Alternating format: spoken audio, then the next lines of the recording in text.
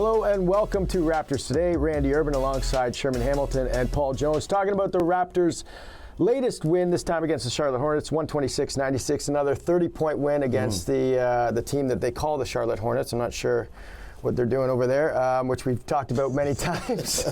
But we know they're going to get a great pick. But the Raptors now 30-50 on the year, guys. But the last half of the season, last 41 games, 22-19. Jonesy, we got a great performance from Jonathan Mogbo, and we just keep seeing this over the last little while.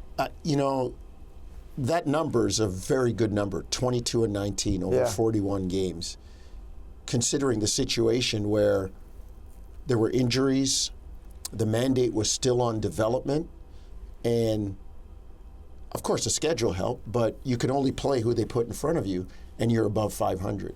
And I keep going back to people talking about this past draft, saying it's not a good draft. It wasn't. And my own personal feeling is, a reporter asked some front office people about the draft, and they said, well, it's not really deep, and some of you youngsters will have to look this up. Broken telephone all of a sudden turns it from a not very deep draft into a terrible draft. But the Raptors were able to get some solid rookies, guys who showed they could be rotational players out of it, and Jonathan Mogbo was one of them. I was always excited for his potential when I saw him on video when they first drafted him, and then I looked at him early in the season. Now, last night was a chance for him to not only show his skills, but show what he's learned over the course of an NBA season. And he comes up with a triple-double. I mean, the one thing I would like to see more of from him is that more aggressiveness when it comes time to score, but he's been on teams where he's had to be, sometimes the second or the third guy, so he's okay with passing it, and sometimes he looks for that initially instead of maybe looking for his offense. But I love what the kid has. I still think there is a ton of potential in there for him going forward. Yeah, Sherm, when you look at this kid, what are you seeing? What does the future hold for a guy with his skill set? Well, I see a high ceiling. I mean, we're talking about a guy who, if he, continues to develop, he's showing that he can pass the ball, he can shoot the ball, he can handle the ball, he can defend at a high level, he can rebound at a high level. If all of that comes together, you got a chance to have a real steal in this draft. And what I really like about him is that the fact that he's shown these things, and you can see it's nowhere near a finished product, backed up with the work ethic that everybody talks about with this young man, and it's showing in the fact that he's getting better right in front of our eyes. I think that when it comes together, a good summer of work, summer league, and all that this summer, we could see a major step from the young man. And that could be really, really impressive to see, because now he's versatile. He can defend multiple positions, and offensively, if you can now run offense through him as a ball handler, as well as a floor runner, as well as the drag guy in a screen scenario, there's so many ways that you can utilize him. So he can be very unique, a kind of a hybrid player that can impact game on so many levels. I think the key is getting his feet wet in this first year. Now he knows. There's the old line from Bill Parcells, when you're in second year, you look back at first year and you didn't know. You didn't know, and then in second year, you start to know, and by third year, you better know.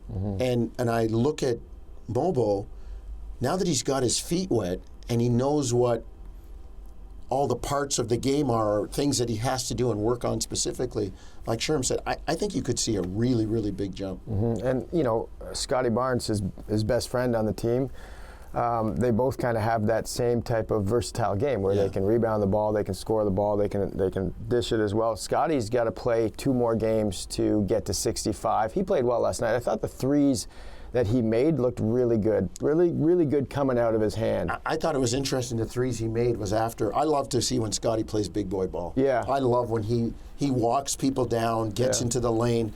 And after missing a few early, he started to do that, and it seemed like it fueled his confidence later on when it came to shooting the threes. Sherm, he's got to get these last 2 games to get to 65, which is, of course, the cutoff to be considered eligible for any postseason awards or post-end-of-the-year awards.